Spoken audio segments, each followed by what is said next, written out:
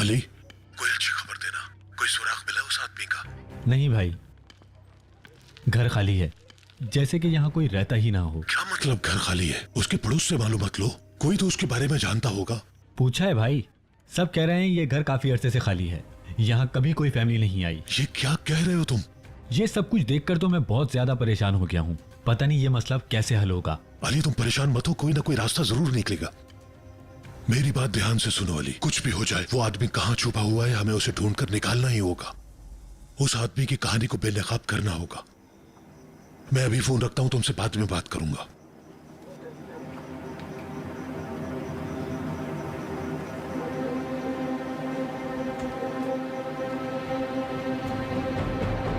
क्या हुआ है अस्मा? तुम मुझे क्या देने वाली थी? कौन सी है वो अमानत? ये खत बहुत सालों पहले दिलशा ने तुम्हारे लिए लिखा था, लेकिन उस रात उस हादसे की वजह से हम मजबूर थे, क्योंकि हमें जल्दी वहां से निकलना था।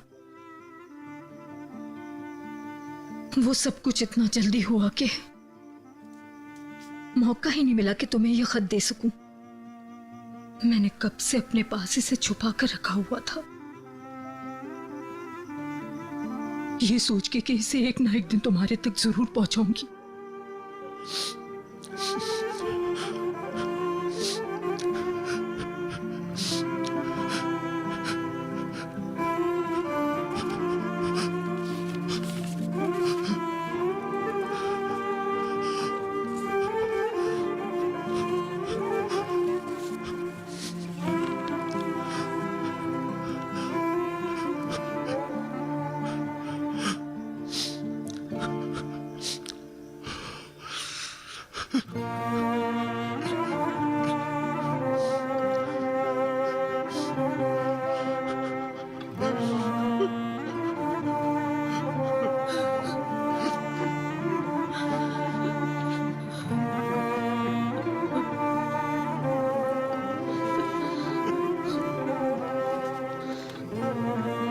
कल तुम ये खत मीरान को दिखा सकते हो। अब तुम अपनी औलाद की हिफाजत कर सकते हो। इस तरह सबको पता चल जाएगा कि तुम बेगुनाह हो।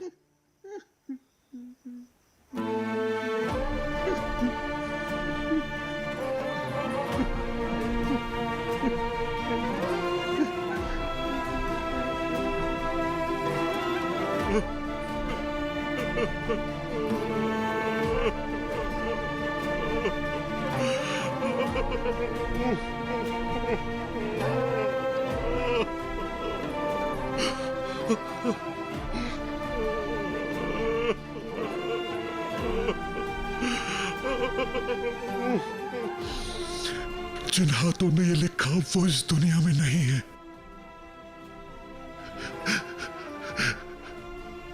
मुझे माफ कर देना दिलशा, मुझे माफ कर देना। मैं तुम्हें नहीं बचा सका, मगर तुम आज भी मुझ तक पहुंच गई इस खत के जरिए, मुझे और मेरी बेटी को बचाने के लिए।